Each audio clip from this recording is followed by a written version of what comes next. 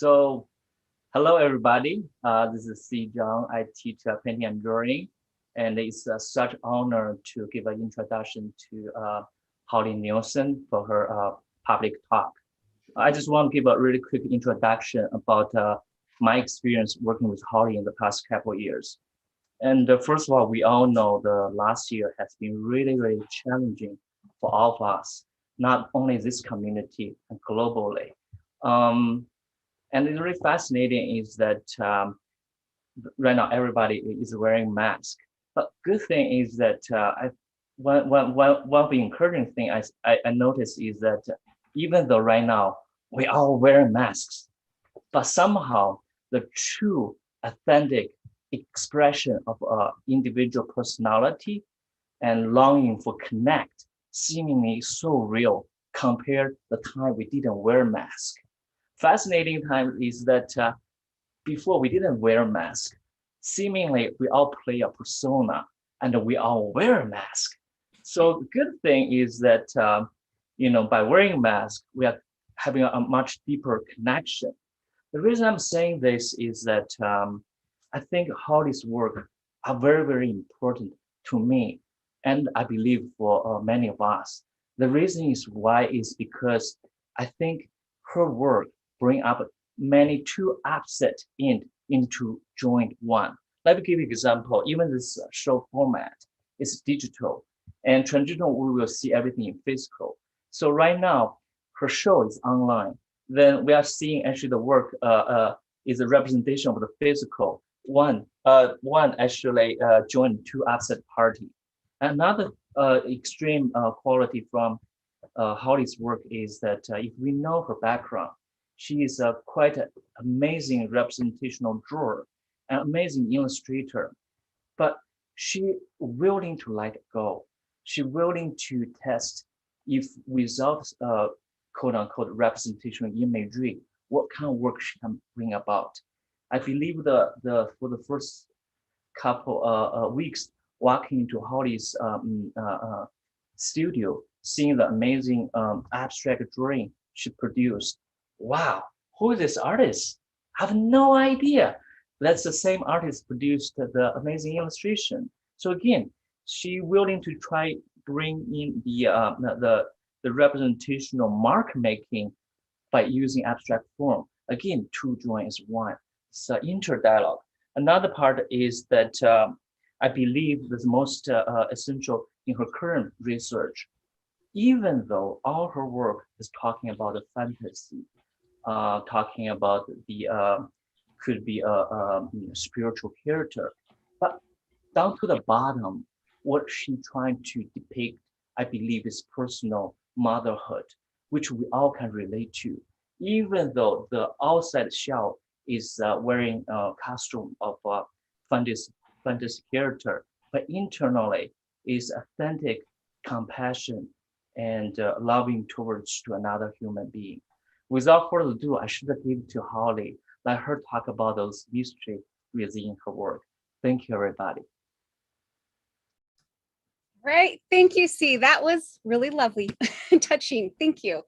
Okay, I am really excited to be able to share my research and my show with you and all the stuff that's gone into this body of work for the last 2 years.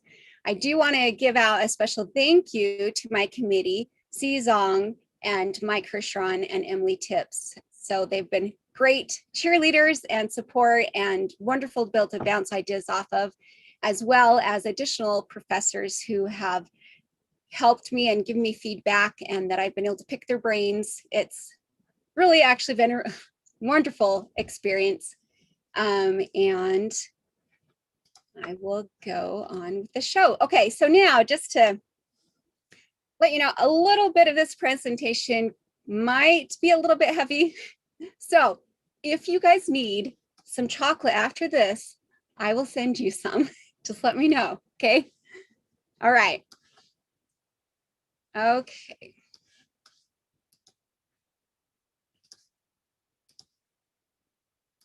Okay, can you guys see my screen? Excellent.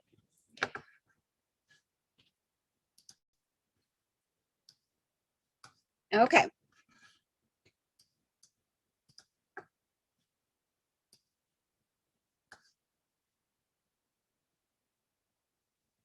All right, to start out, I want to give you a brief idea of the structure of my presentation this evening.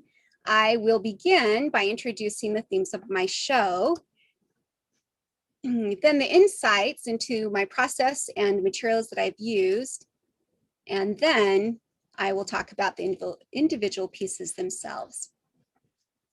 In my presentation this evening, some of the themes I will address relate to my experience in the religious community of my upbringing. Many women who grew up Mormon have had very different experiences than mine. I honor their experience too. My comments are not intended to represent anyone's story other than my own.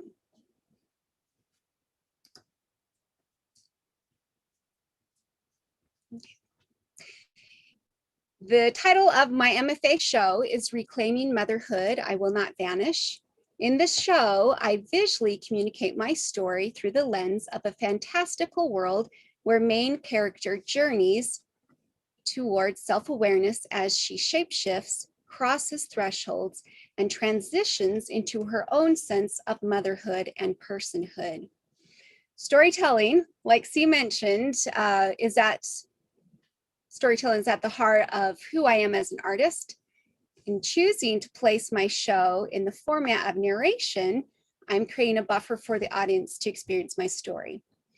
Throughout, you will see recurring motifs of lines, circles, curves, roots, and anamorphic changing. One of the primary themes of my show is shapeshifting, physically, emotionally, and mentally transitioning, changing form, being fluid, and finding resilience.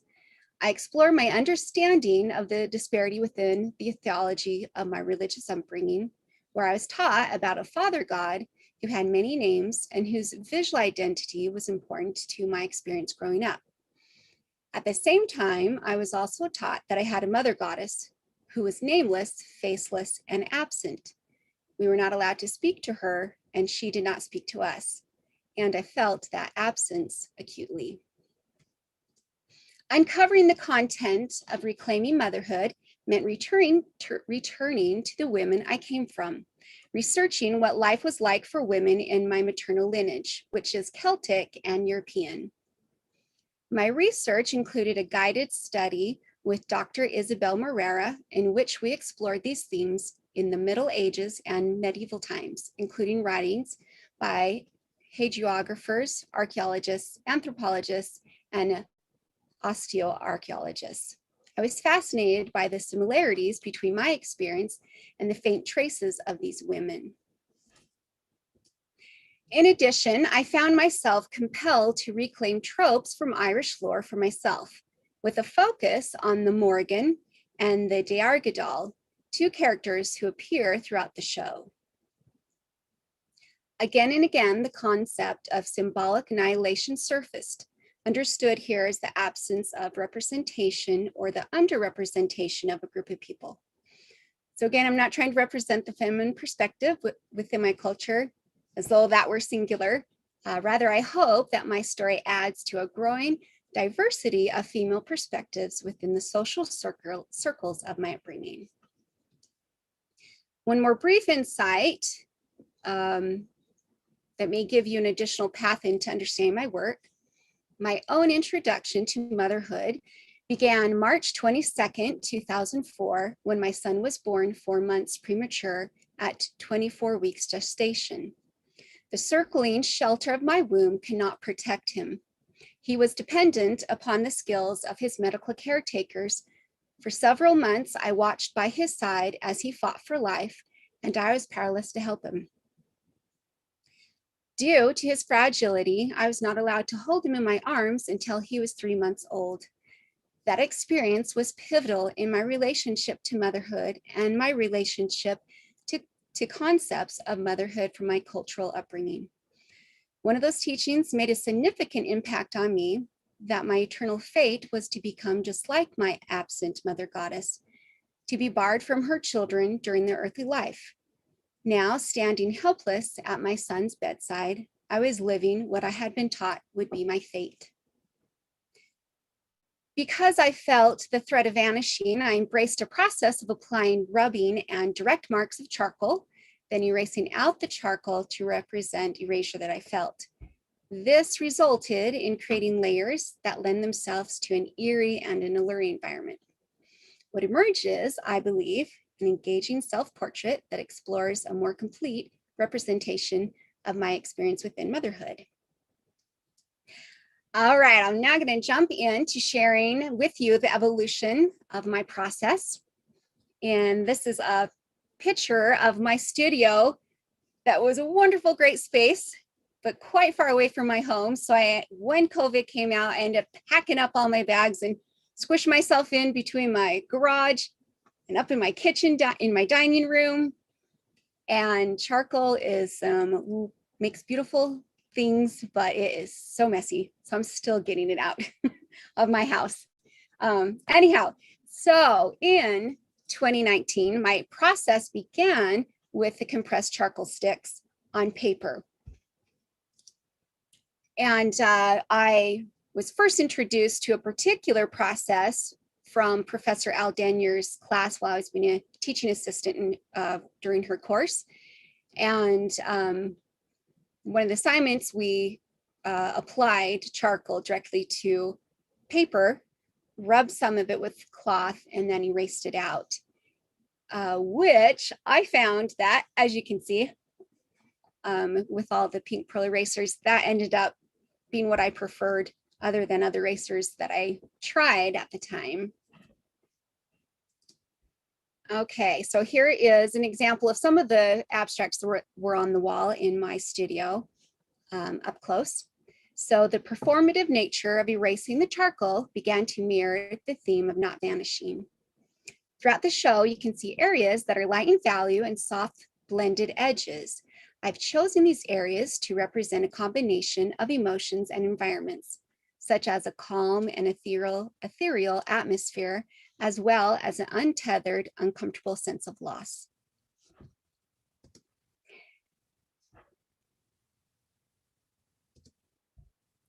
Then, as my process began to develop, elements of illustration started to creep in, which I welcomed. Like C said again, illustration is my background, and also how I think and communicate as an artist and a human.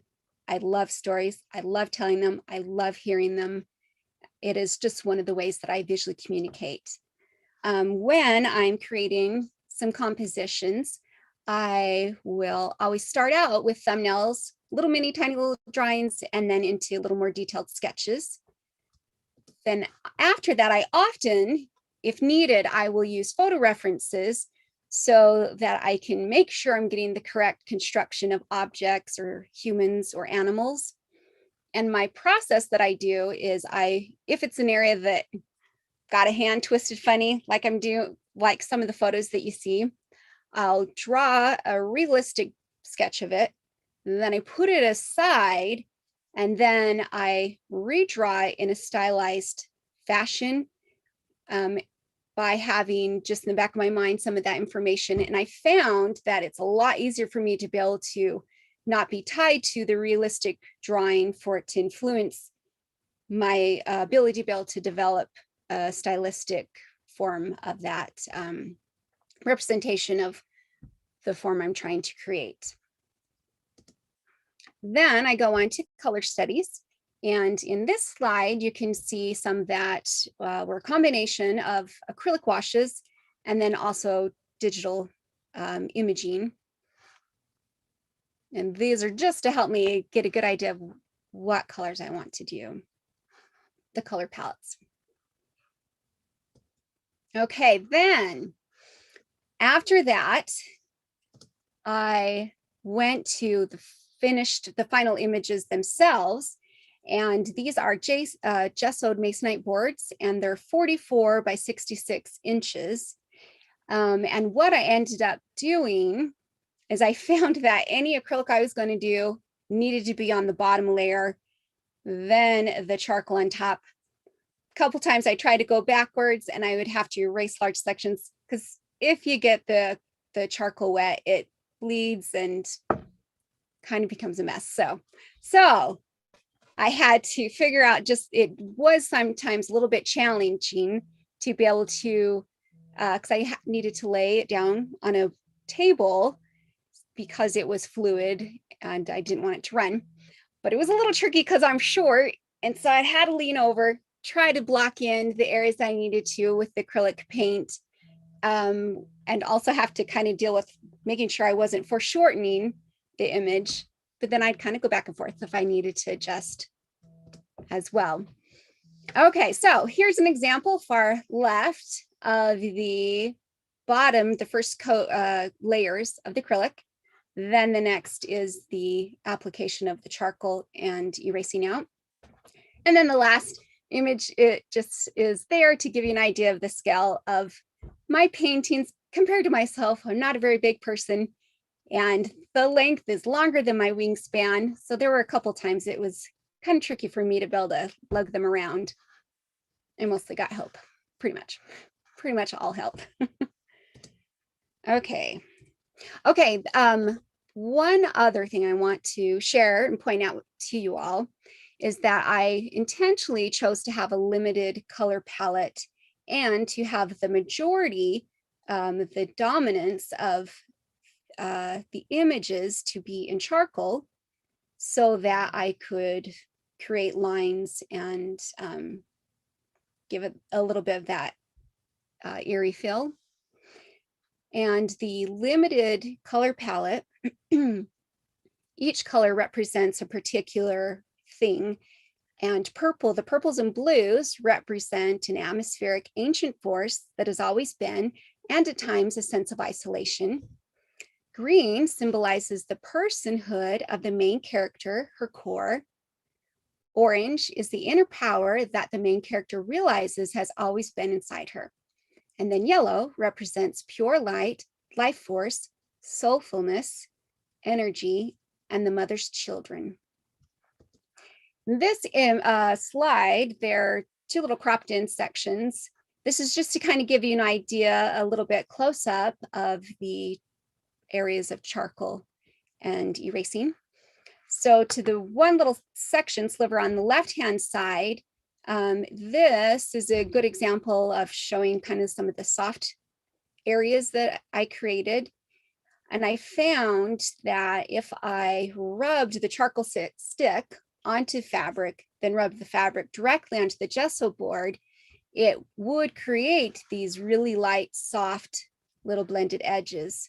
Also, it made it gave me a lot more freedom and control to be able to erase out and create the values that I wanted.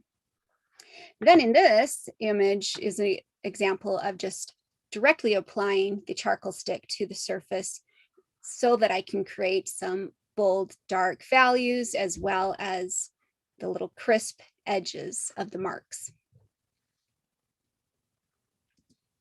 And here's a quick little example of the layers of the acrylic with the thin layer of the charcoal, and then some of the little marks erased out.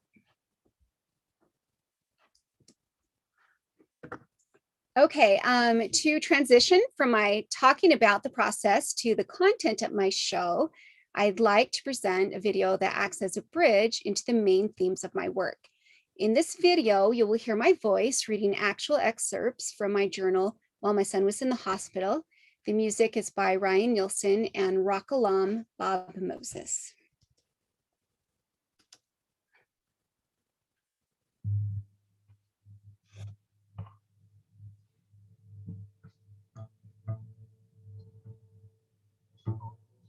I can't quite see. Can you get through? I can vaguely hear you.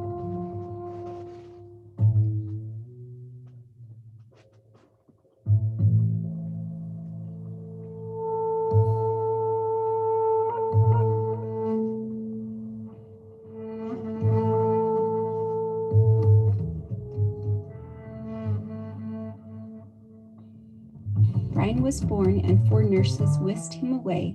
I couldn't see him through the cloth. When I visited Brian for the first time, I could only make out the shape of his sleeping body. Inside the oscillate incubator, he was surrounded by a plexiglass box with humidity being pumped in to keep his skin from cracking.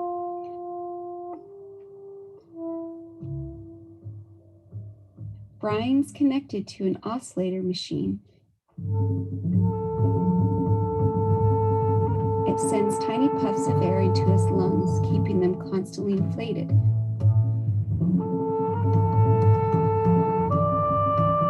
If not, his lungs would collapse.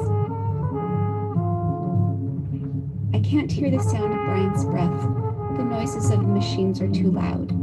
It will be nice to hear his soft breath someday. I don't really know what Brian's face looks like. A third of it is obscured by tubing in his mouth and the gauze tape holding them in place.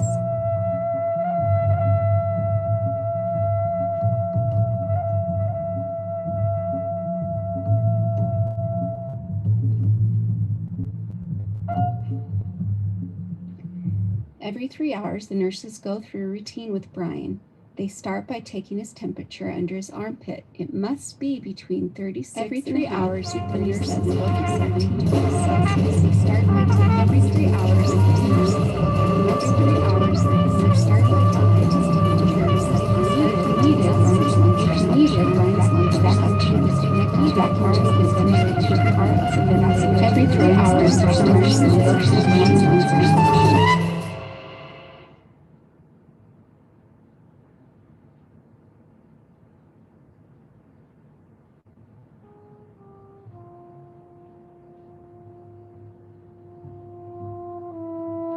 I can't quite see.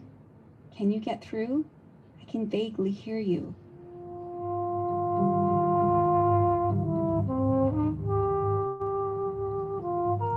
Lastly, if needed, he's given scheduled medications.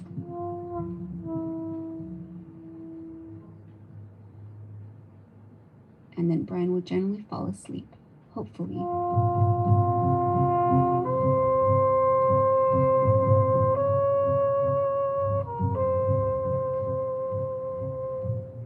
Brian is almost 3 months old. Because of his fragile state, I haven't ever held him yet.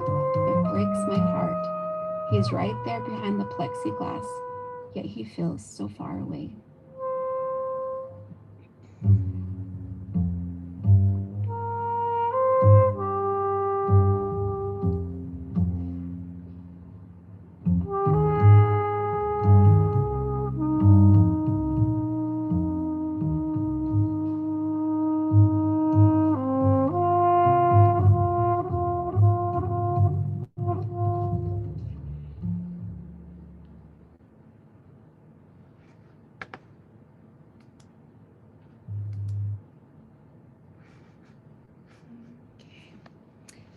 Okay, I'm now going to return our attention to the pieces themselves in the show. So with these first images, excuse me. With these first images, our main character finds herself stunned, paralyzed, as she's beginning to look inward. She sees all these shapes, forms, and things, but does not engage them. They feel like an overwhelming barrage, chaos, an active, looming feeling of helplessness. She experiences this as a wall. They invite her to engage, and she tries repeatedly, but she feels she cannot move towards them.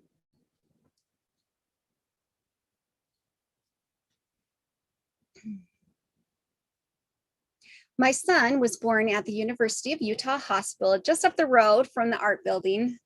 So returning to the campus 17 years later stirred up some silt that I had thought long settled.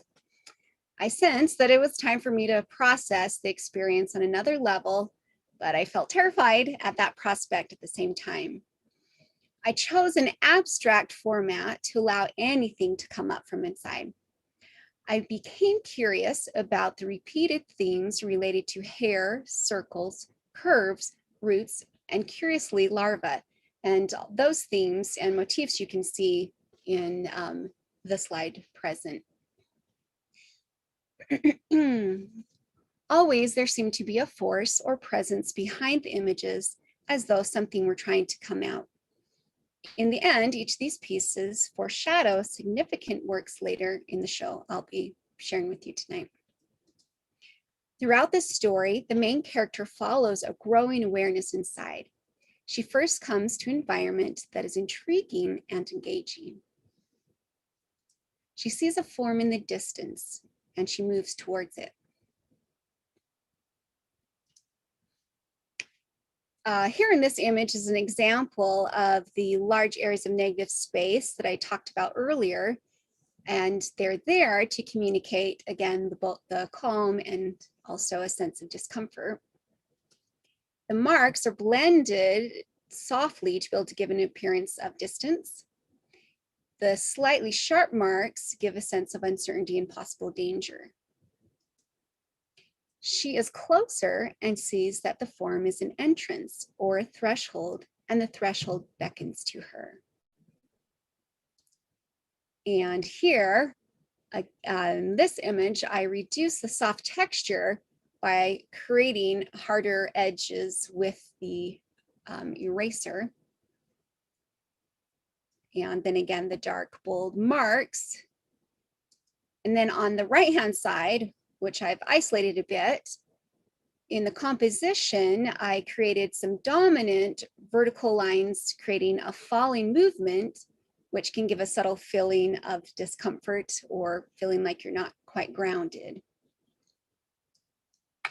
The character becomes aware that entering this realm will become a pivotal moment. She feels both fear and courage.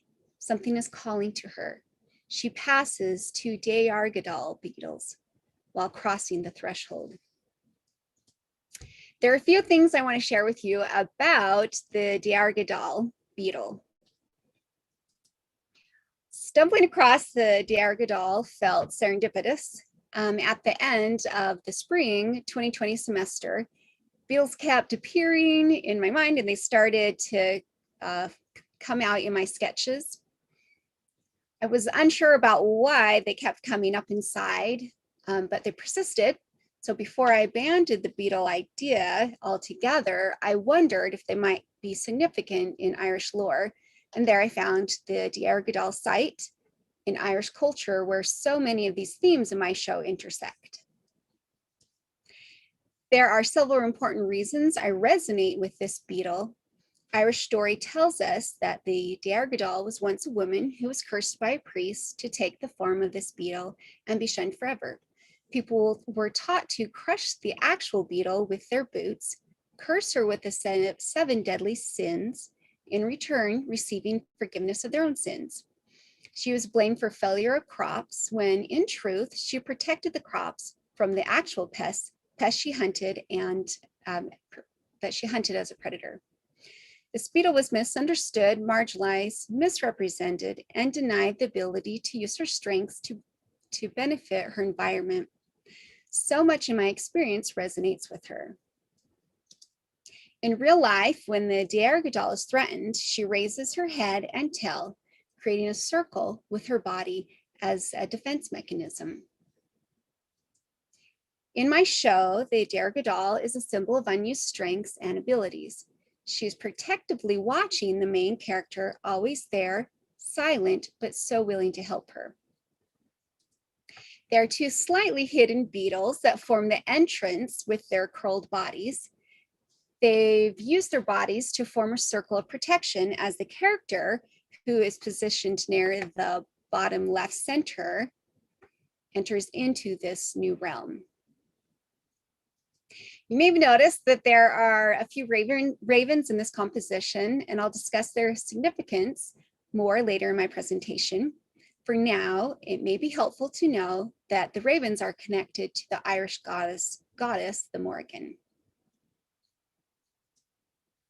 Once the character has crossed the threshold, she finds herself searching for a mother goddess.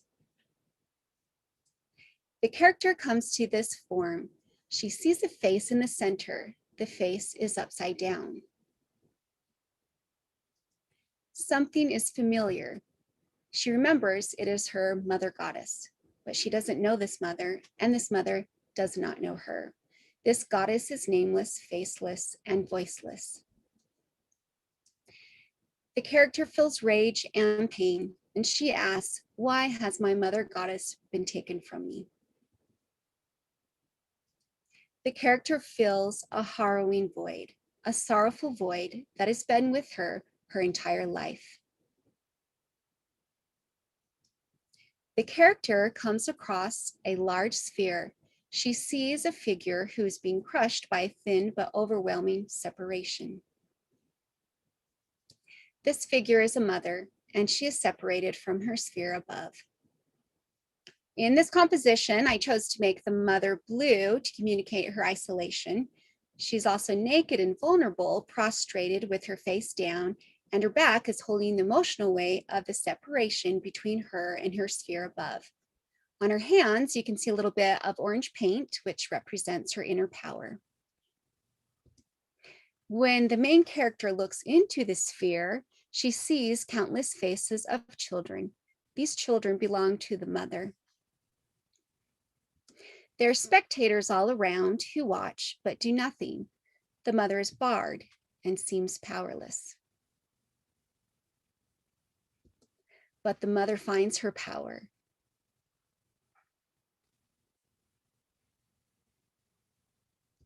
She breaks through the separation barrier.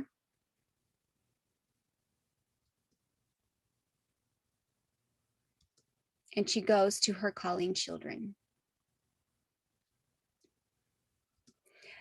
The mother is now fluid. Her mind and body can shapeshift. She's full of energy and power. In this image, which is a self-portrait, it was important to me to visually represent my identity as something that is fluid and organic, something that can change and that has sovereignty of the body. And I visually represented that by the layers of the acrylic washes, glazes, and charcoal. At this point in the show, the central character finds another shapeshifter, the Morgan, the Irish war goddess. In Irish lore, the Morgan can shapeshift in and out of many forms and through many names. Her forms include Sister Goddess Trinity, a maiden, a hag, a crow, and a raven. She is called War Goddess, Goddess of Sovereignty, Phantom Queen, Protector of Birthing Mothers, Prophesier, and Guardian over the thresholds of life and death. In this composition, there are two faces of the Morgan. One has a cropped face with white hair, creating a spirit of watching and guiding. This lighter face with touches of orange and green contrasts the dark shapes below. Down the bridge of the Morgan's nose, the white-faced Morgan and hair, down the bridge of that Morgan's nose is a faint orange bust figure of the second Morgan. The second Morgan, she's right there. The second Morgan isn't intended to be seen right off, and it also works if she's not noticed at all. Notice or not, she conceptually represents a constant power. The remaining shapes and forms that are black, green, and orange somewhat define the silhouette of the orange Morgan. The horizontal U shapes are abstract forms of raven heads, one looking to the left and one looking to the right, symbolizing another one of the Morgan's identities. The character passes through the protective circle or womb that is guarded by the Morgan and the two Diargadals. She comes to a creature who is holding and protecting a luminous energy within her. Her body stretches, bends, contorts, shapeshifts. The creature is giving her all to provide for this energy. There's a sense of danger and urgency. In this composition, this image, I designed to create the creature's skin to pull tightly from the limbs and appendages as they wrap around the glowing sphere. There's a juxtaposition between the slightly grotesque form and the soft, fragile, deep curve movements that are found in the background and in the midground.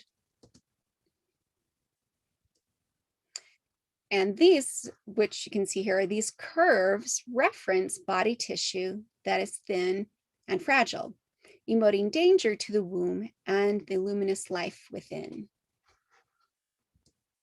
This tightly wound creature symbolizes a mother's body, which gives the infant blood, nutrients, warmth, and shelter while in the womb. This image communicates a part of my emotional experience when I was unable to protect my son from his premature birth.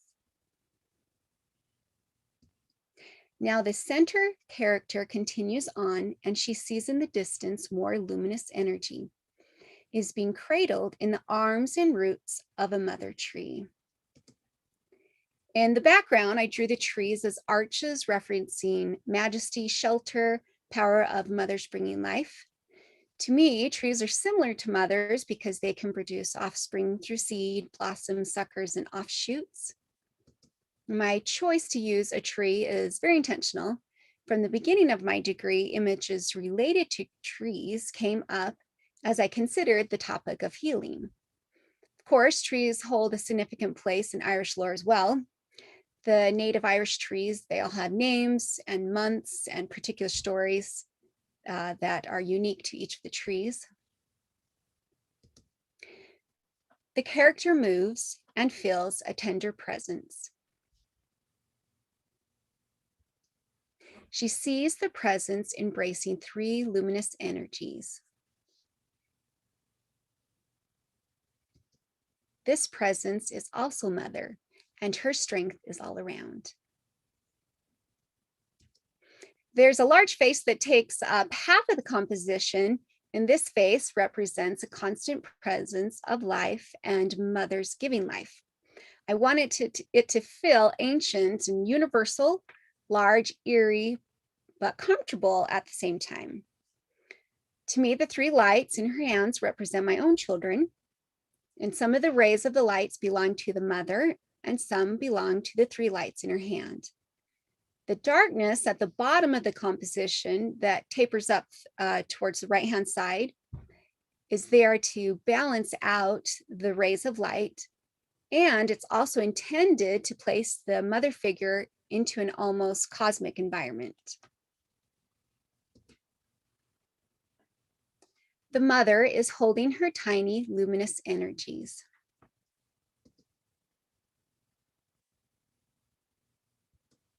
Before she bids them farewell, she first draws a green circle of protection around them.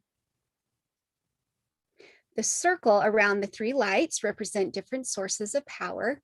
One, the universal cosmic mother figure. Two, the literal biological mother. And three, the children themselves. The outer large circle, which is predominantly orange, represents the energy of that cosmic mother from the previous image, and whose hand is seen in this image. The inner green circle represents the biological mother's protection as they go out into the world. As before, the three lights represent the children. The character now comes upon circular shapes of arms and wisps of spirit. It's both eerie and inviting. Voices of ancient mothers call to her. In this design, I want to create an abstract, ghostly feel of spirit memories, like fragments of people from the past. In my guided research with Dr. Isabel Morera, it became clear to me that the only traces we have of women in my ancient maternal line are indirect at best. The wispy fragments in this piece symbolize the loss of clarity in the historical records regarding women of the past. The hands are connecting to communicate the fact that their strength is still here and around and present, something we can gather and we can connect to. The character comes to the end of her growing awareness as she sees radiant lights that are blazing in power and strength. They reach out to her. Her own energy ignites.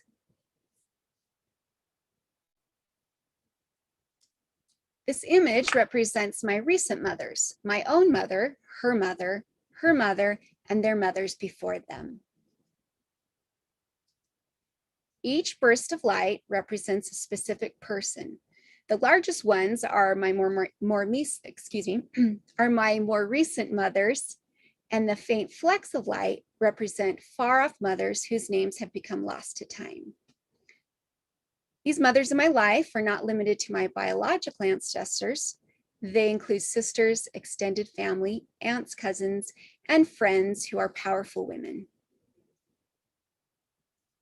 The green light burst represents me, and the blue burst represents my daughter.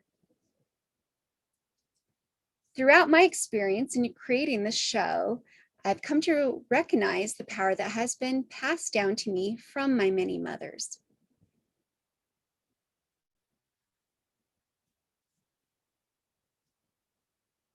In conclusion, I would like to make a tribute to my many mothers. To my ancient many mothers, who through time have become nameless and faceless, whose words do not exist or records of their story, but whose power has survived time and has survived the threats that tried to make them vanish. For me, their power was dormant, but now it is awake and alive inside me.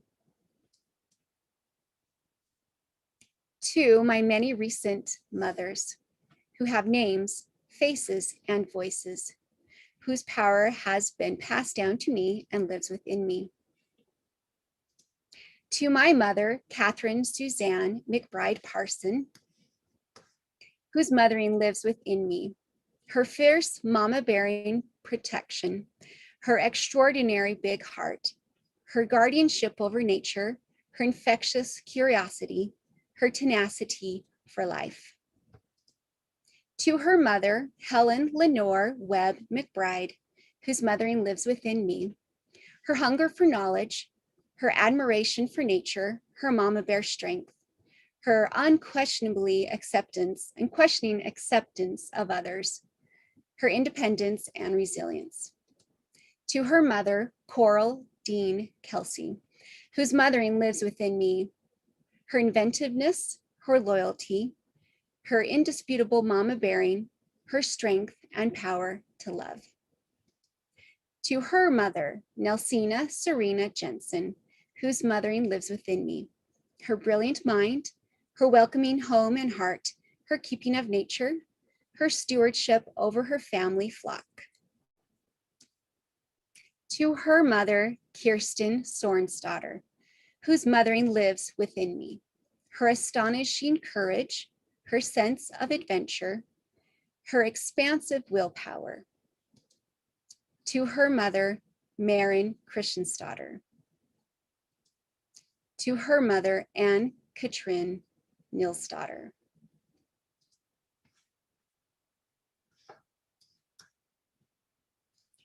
In preparing this artwork for the show, I found my ancient mothers. I've connected to my recent mothers. I know their names, their faces, and their voices. I can hear my voice of my motherhood, and I am here, and I will not vanish. I want to thank you all so much for attending this presentation this evening. I am thrilled to be able to share this body of work with you all, and I'm eager to hear what you guys think or questions, and I guess we can open it up to that. Hey, Holly. Yes. Can you see the chat just in case somebody types one in there? Or otherwise, I will more than happy to read that to you. Do you mind doing that? Actually, Yeah. that would be excellent. Thank you. So if anyone has a question, you can just unmute yourself and go ahead and ask Holly, or if you would rather type it in the chat, please go ahead and do so. Super. Afraid to jump in. Just a I'll kind of give you two and you can kind of play with those. So did you find any kind of conceptual meanings in working with charcoal and acrylic? I mean, they're two very different properties that seem like they would kind of fight. Did they evoke what thoughts or ideas as part of this, journey that you described? And I'll just also kind of add an extra one you might add. Okay. Do you see your work touching in some respects to kind of ideas out of surrealism? Do you accept some of that, or is that something that you reject? Right. I'll take it from there. Okay. Right. No, I think it's got voice and dialogue with surrealism. I think fantastical world, I think they play into each other. And then going back to your first question of acrylic and charcoal, I think conceptually, I think they, to me, that they very much play together with the themes of trying to reclaim something and create something new. And so I think that, like you're saying, they kind of seem like opposites, sort of. But in creating this body work, I think they do kind of meld together well. And there are some similarities visually that I found, or that I can see and feel, is acrylic, when you're doing washes, is thin and you can create a large area that's flat and solid, flat. And you can do the same thing with thin layers of applied charcoal. When I did rub it on with the fabric.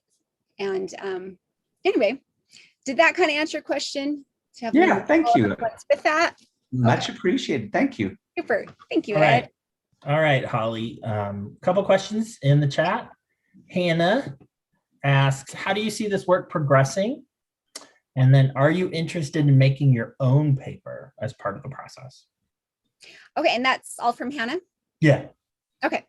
I, way back when, made paper just back with my artsy buddies. And it was a really enjoyable process. My wheelhouse is very limited.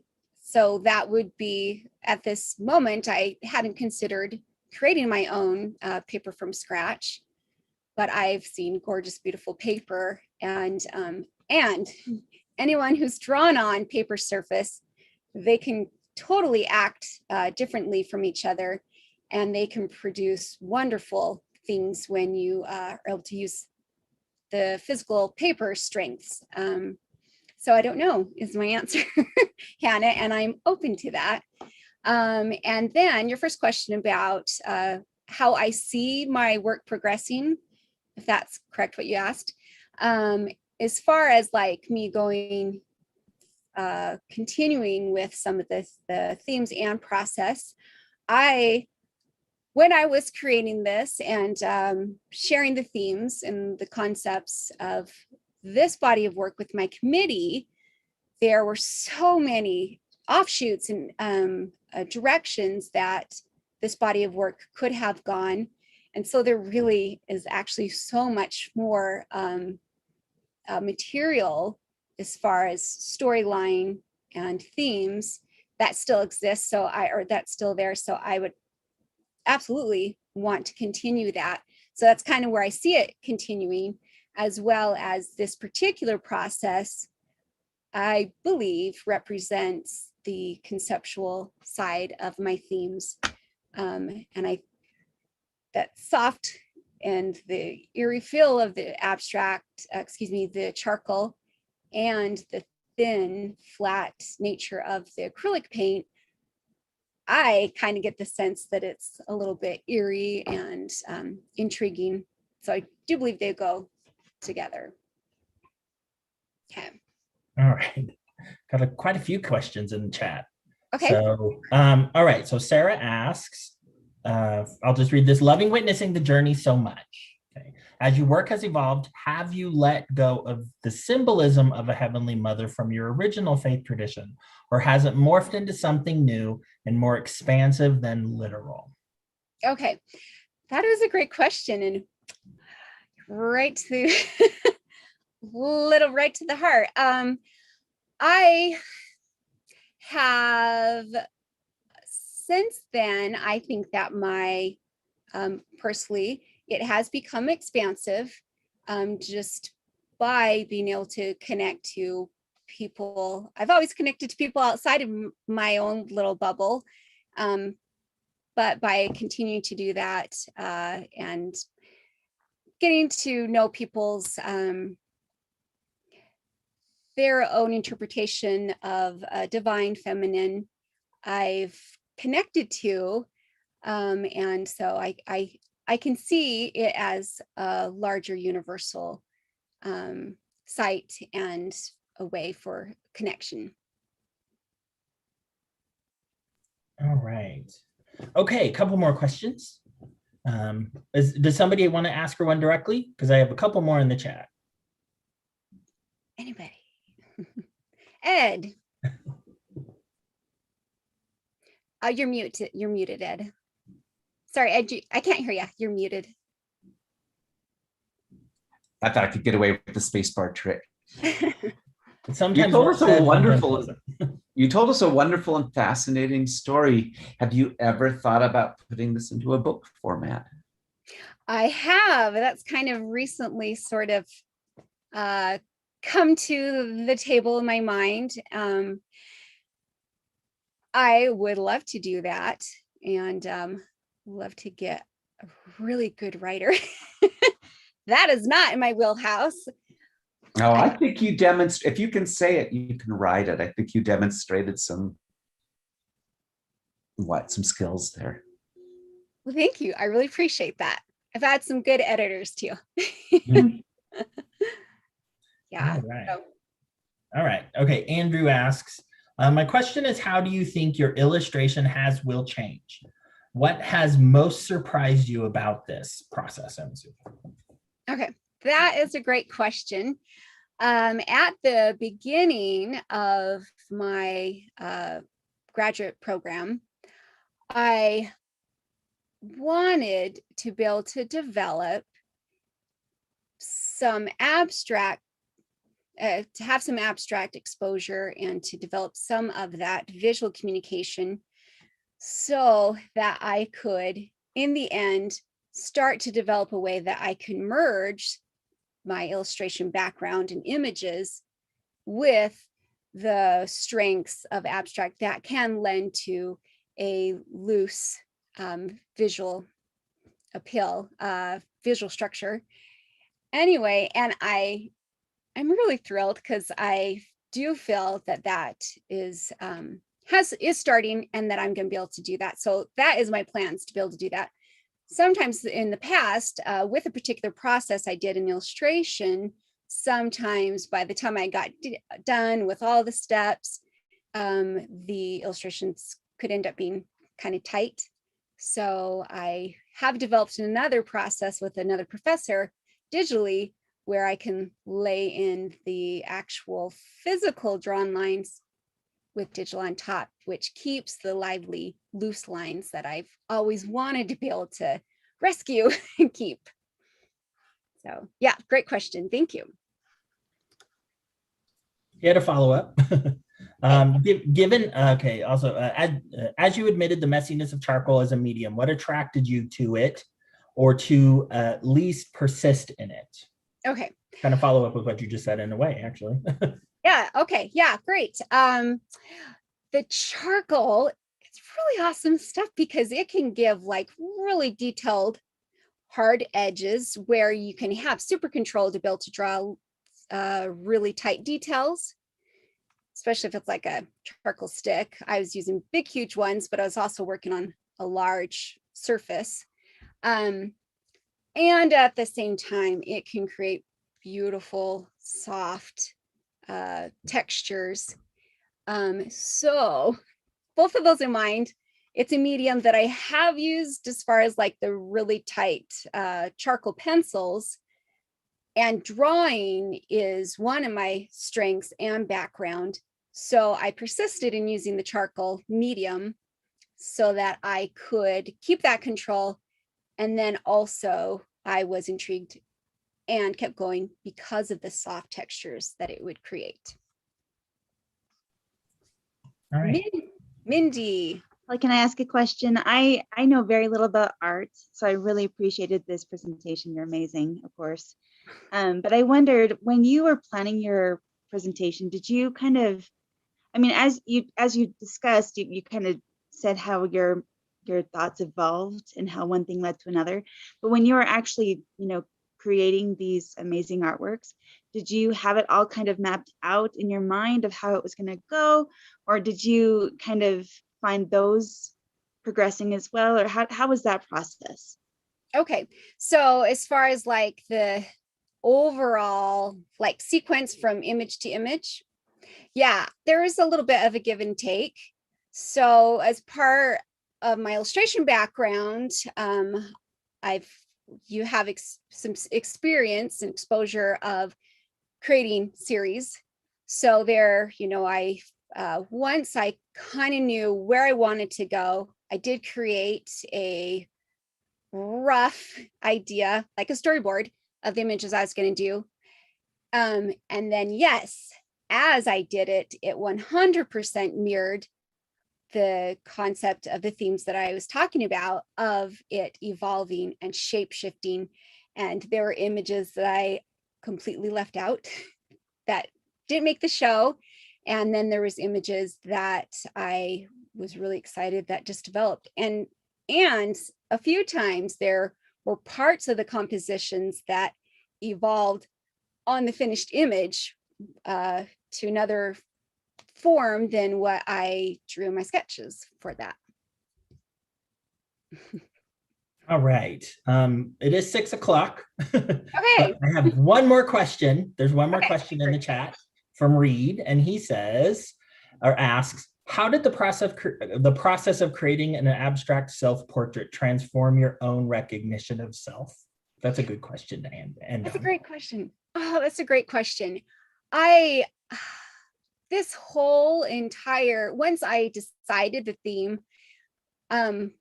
one of my committee members, C, who asked, so, well, what is your mothering?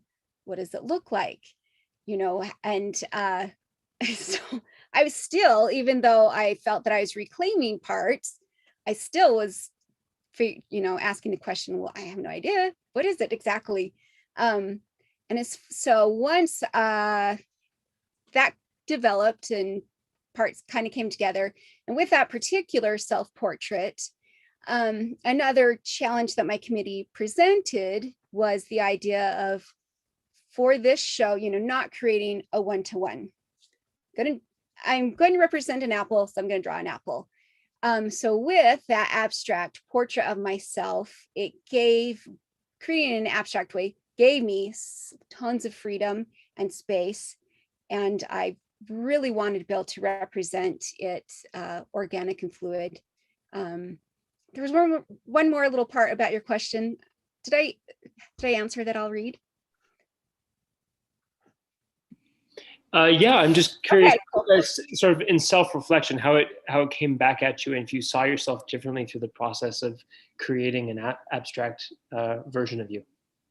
That actually ended up being one of the very last pieces that I created. So it was actually one, like Mindy, you were asking, that I kind of kept pushing back because it wasn't coming yet. And so actually that was one that did develop. And so when I look at it, I do feel a connection, and I feel like it kind of represents myself as a self-portrait and be able to be fluid and yeah. All right, everybody. Well, thank you once again, Holly. That was a wonderful talk. A wonderful round of applause. And again, you can visit her show virtually, and I'll repost that in the chat for everybody. And her physical show will be opening up at the university next Monday. And the Alvin Gittins Gallery, it'll be open from 10 a.m. to 2 p.m. Monday through Friday, unless there's a holiday. And I want to say there is one somewhere in there, but So, but you will be able to go see the show physically starting next Monday, but please take a look at the website. She did an amazing job with that as well. So thank you again, Holly. This was wonderful. Thank you. Thank you all for coming. It was it's so wonderful to share it with you. Way to go, Holly. Thank you. Does anybody need chocolate? Yes. Always, but Okay. Wonderful. All right. Thank you. Have a good night.